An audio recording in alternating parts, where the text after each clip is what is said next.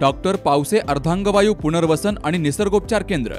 निसर्गरम्य आणि प्रदूषणमुक्त वातावरणात 20 कॉटचे उत्तम मशिनरी आणि सर्व सुविधा उपलब्ध असलेले सुसज्ज निसर्गोपचार केंद्र। अर्धांगवायू, मान, पाठ, कंबर आणि सांधेदुखी, हातापायांना मुंग्या येणं, टाचदुखी, चेहऱ्याचा पॅरालिसिस, ॲक्युपंक्चर, फिजिओथेरपी, जलचिकित्सा, बाष्पचिकित्सा, योग चिकित्सा, मालिश चिकित्सा, चुंबक चिकित्सा, आहार चिकित्सा आणि माती चिकित्सा।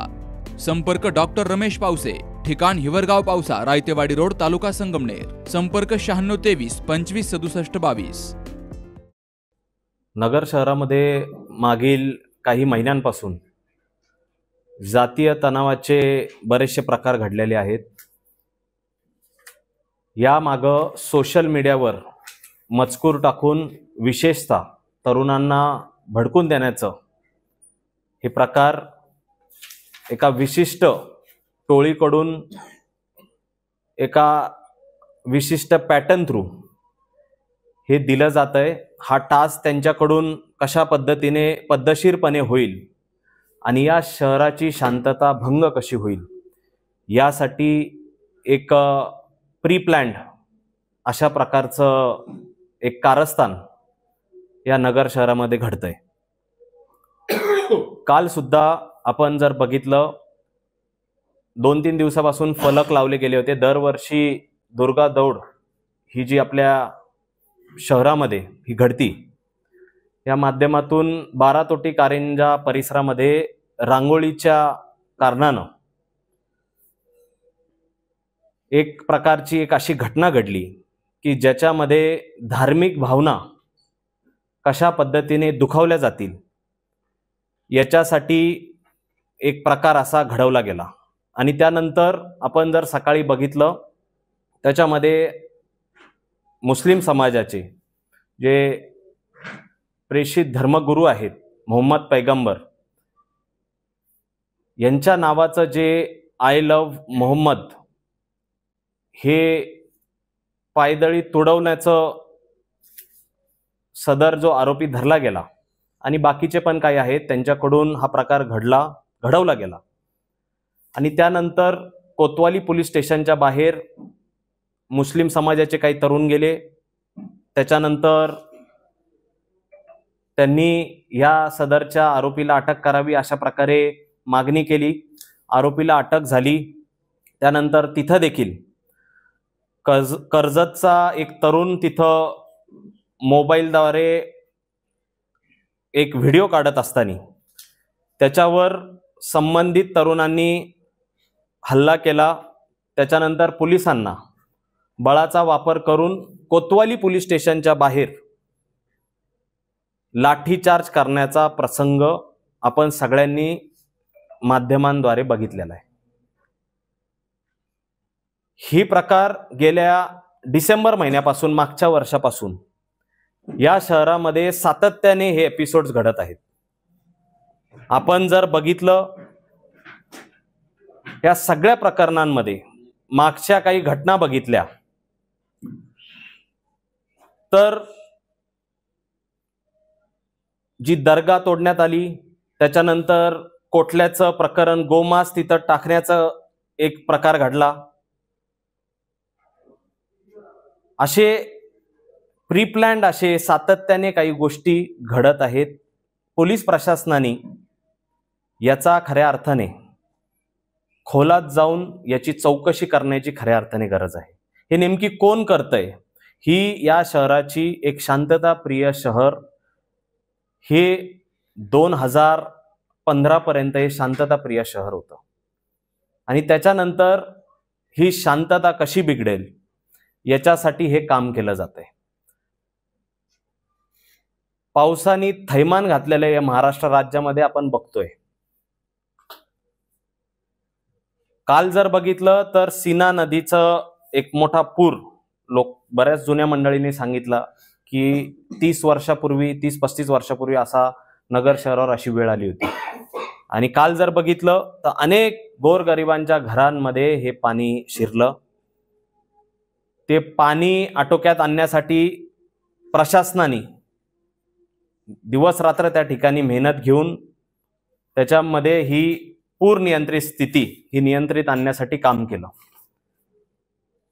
परंतु हे उद्भवलंय का, हे मूळ प्रश्न खऱ्या अर्थाने नेप्ती नाक्याचा जो पूल आहे 2 वर्ष झाली आज त्याचा नारळ फोडला. त्याच्यानंतर काय झालं आपण बघतोय.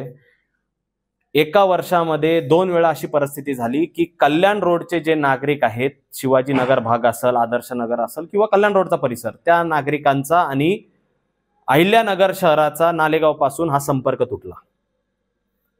याच्यामध्ये व्यापाऱ्यांचं नुकसान झालं, याच्यामध्ये शाळेत जाणाऱ्या मुलांचं नुकसान झालं, महिला ज्या जॉबसाठी जातात त्यांच्या उपजीविकेसाठी त्यांचं नुकसान झालं, ज्येष्ठ नागरिकांना ज्यांना हॉस्पिटलमध्ये तपासायला जायचं होतं त्यांचं नुकसान झालं.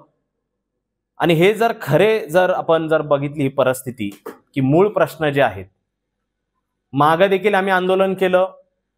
याच्यामध्ये अजूनही महानगरपालिका प्रशासन सांगतं की कचऱ्याचा प्रश्न हे टेंडरला आहे. असं नेमकी कुठलं टेंडर आहे? आणि एक ठराविक टेंडर ते एका वेळेच्या मर्यादेमध्ये हे टेंडर ओपन होतात, क्लोज होतात, वर्क ऑर्डर होते आणि दिली जाते. मग कचऱ्याच्या टेंडरमध्ये याच्यामध्ये कुणाची नेमकी मलई अडकलेली आहे, कुणाला एक पाहिजे तसा हिस्सा मिळतोय का नाही, याच्यासाठी हे टेंडर अडकवलं जात आहे का? आणि हा सगळा दुर्गंधी पसरलेली आहे, आजार पसरलेले आहेत, साथीरोगीचे प्रमाण वाढलेले आहेत. आणि तुम्ही जर बघता हे सगळं तरुणांना याच्यामध्ये भडकून देणं, उत्तेजित असणारे असे विधानं करणं आणि त्याच्यामध्ये एक शांतताप्रिय असणारं आपलं शहर आज महाराष्ट्रामध्ये बदनामी आणि कलंक, मला वाईट वाटतं. मी आज परत एकदा सांगतो, मी ही पत्रकार परिषदेच्या माध्यमातून मी राजकीय याच्यामधून विधान करत नाहीये. मी वस्तुस्थिती ही जी काय आहे ती मांडतोय. आजही देखील लाठीचार्ज होऊन काही तरुण आणि दोन्ही समाजाचे, तुम्ही लक्षात घ्या हे एपिसोड्स, हिंदू समाजामध्ये देखील अशा काही प्रवृत्ती आहेत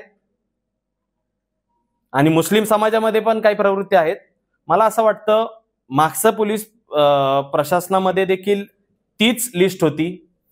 पोलिसांची जी गोपनीय कक्ष आहे, या गोपनीय कक्षाकडं ही सगळ्यांची नावं असतात, परंतु ठराविक जणांवर सत्तेचा वापर करून मोक्का काढला जातो, ताबडतोब त्या ठिकाणी अटक केली जाते. ज्यांचा आवाज आहे सत्तेच्या विरोधामध्ये, त्यांचा आवाज कसा दाबायचा, आता खोटा गुन्हा दाखल करायचा, आधीच फिर्याद टाईप केलेली असती, त्याच्यानंतर त्यांना उचलण्यासाठी एक पथक ताबडतोब जातं, पथक उचलतं. हे आपण हे बघितलेलं आहे. जेल सुद्धा किरण काळेंनी भोगलं. विक्रम राठोड अॅट्रॉसिटीचा गुन्हा दाखल झाला. मागे देखील प्रकार आहेत. माझ्यावर देखील कसं प्रकरण रंगवलं हे देखील आपण बघितलेलं आहे. परंतु सत्तेचा एवढा वापर लोकप्रतिनिधींनी करावा हे, आणि याच्या माध्यमातून एक शहर ज्याच्यामध्ये आपल्याला एकोपा साधता येऊ शकतो, याच्यासाठी ही खऱ्या अर्थाने आज काळाची गरज आहे. लग्न सोहळा म्हटलं की कन्यादान, कन्यादान म्हटलं की फर्निचर, आणि फर्निचर म्हटलं की साई कमल फर्निचर. आपल्या बजेटमध्ये लग्नाचे पॅकेज उपलब्ध, तसंच कपाट, showcase, bed, dressing, dining, teapoy, sofa set या वस्तूंनी परिपूर्ण सप्तपदी पॅकेज उपलब्ध. याचबरोबर टेबल, खुर्ची, आराम खुर्ची, वॉर्डरोब, डबल बेड, तसंच सोफ्याच्या वेगवेगळ्या व्हरायटीज. अर्थात घरासाठी आवश्यक ते सर्व फर्निचर म्हणजेच संगमनेरमधील साई कमल फर्निचर. साई कमल फर्निचर इथं ऑर्डर प्रमाणे सुद्धा फर्निचर तयार करून मिळेल. आजच भेट द्या साई कमल फर्निचरला. प्रोप्रायटर गणेश साहेबराव सातपुते, वसंत लॉन्स समोर, संगमनेर. मोबाईल 98 814 73 753.